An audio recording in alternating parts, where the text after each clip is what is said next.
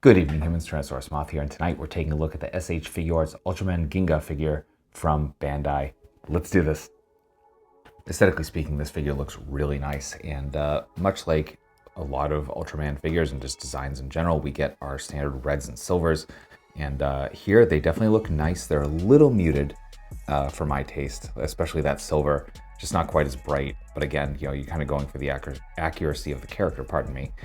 But that is kind of made up for by all of these translucent kind of light sky blue pieces that are the accents on the armor. And as you can see, it's pretty much everywhere, and it just really looks nice. It really kind of makes the figure pop a little bit, and just kind of adds a touch of class, makes it feel a little bit extra. And you combine that with things I've pointed out before, like them doing the translucent eyes here where they're yellow. They have just a really nice reflection here with the light. You can see it's kind of catching mine, and almost looks like it's glowing. So beautiful job there. I get the color timer here, which even though that is very much a very light blue, you get the right light on it. It just looks very, very nice. And much like other Ultraman SH Figuarts figures, we do have all of our lines sculpted in and then painted. Everything very, very clean. No paint slop to be found here. So that is very, very nice. And just a well-proportioned figure. Just a really kick-ass looking figure overall. We get a nice loadout of accessories, so let's jump right in. And starting with hands, we just get some fists right out of the box. Then we get a pair of gripping hands. Didn't focus very well, so I apologize there. We get a pair of our flat palm / flying hands, and then we get our pair of grappling / clawed hands. Very nice work all around. Then of course we get our two color timers. So we looked at the blue one in the last section, and of course we get the red one, and this is one of those ones that I'm absolutely paranoid about losing because it is smaller, and you can see it just holds on with these two little pegs. So that is terrifying, but it is what it is. That's, we've come to accept that with the Figuarts Ultraman figures. Then we get the Ginga lens, and this looks fantastic. I am terrified of, breaking this. It definitely, it's translucent plastic, so obviously it does have a little bit of give, but it's, again, translucent plastic, just it's something to be careful with, but it looks gorgeous. Just great job here, especially with that sculpt. And then finally we get the Ginga beam, and so you can see done very nicely. Beautiful translucency going on here, and we get the handpiece with the port, so we just kind of port that on to the right arm, and some really good stuff. So that will do it for accessories. Articulation balance here are extremely nice, so let's get right into it. Freestanding kicks, no real issues. Actually, this didn't take too long to get into, and with Ultraman figures, it's really kind of like either hits it right away or doesn't. And that all usually comes down to the feet, honestly, because these are flat, which is nice. So that adds to that. But getting into the finer points here, for our head, we do have our standard Ultraman, the back fin kind of retreats into the head, and we're able to look up, and it's definitely a decent look up. It's not full on flying, unfortunately. So as you can see, we don't get quite the range up I would hope. And part of that is this other fin here, which I think they could have omitted that and not had an issue. So I guess if you want to and you're brave enough to remove that, you're definitely going to get a lot more range on up.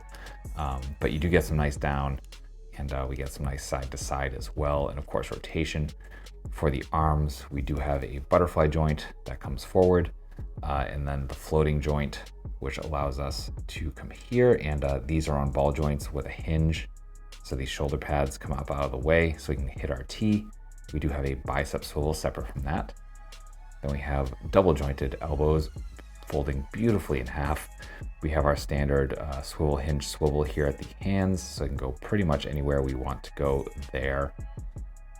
And the diaphragm, we have a ball joint. We have the ball joint at the waist, so that allows for some pretty nice crunch, some nice arch back as well, and then some crazy side to side, absolutely insane side to side, honestly. A little bit of gappage, but again, with that range, you're going to get that, and pretty easily hidden. You get rotation there as well, and pretty much full 360. Our hips are not drop downs, but so we come out about that far if we keep the hips as they are, but if you rotate slightly, you can definitely hit some splits. That's kind of more of a just kind of sitting baby style, but you know, you do get a thigh swivel there, so you know, play around with that, and you can definitely get some different amounts of range. Our front kick though is beautiful. We're going past 90. Then we get double jointed knees, folding really nicely in half. We don't see that in a lot of these Figuarts Ultraman figures. Then we come to the ankles, and not really any rotation, but we do get some okay point. Some really nice forward, very natural forward as well. We get some rocker both in and out. And then finally, we can focus a little bit again, we do have that toe joint. So that will do it for articulation. Getting into size comparisons, here he is with some other Ultraman figures from Mafex and Spectrum ACG. With some domestics. With some other imports. With some monsters. Finally, with an articulated icons, Oni and yours truly in human form as a Valverse Action Force figure. So my final thoughts on the SH Figuarts Ultraman Ginga figure from Bandai is that this is a really fun figure. This is a great figure. There's just really some nice articulation that's fun to pose. The accessories are great, even though this lance definitely makes me nervous. Getting it in the hand was, you know, it was a process, but it happened, and it looks fantastic. And yeah, just a really good figure overall. So if you're a fan of Ultraman Ginga, if you're a fan of these Ultraman Figuarts figures as I am, absolutely worth hunting down and picking up. Unfortunately, this isn't really available anywhere that I could find. It was on Entertainment Earth last I saw, and that's how I end up getting it via a gift from family. So I kind of just caught this in time, but I hope that you are able to find this or that they do a reissue, because Figuarts has definitely done that before, and I kind of hope to see that again, because this is a great figure. I definitely want the Strium version, which has been sold out everywhere for a while, but that looks even better than this. So yeah, I wish you the best of luck overall in just finding this, because it's a really cool figure, and yeah, just definitely worth picking up if you are a fan of any of those things. So that being said, I hope you found this review informative and somewhat entertaining, because we do multiple reviews a week of action figures related to tokusatsu, dinosaurs, monsters, pro wrestling, and more. So if any of that appeals to you, if all of that appeals to you, come on back. Let's escape this world for a while and just talk about some nice plastic.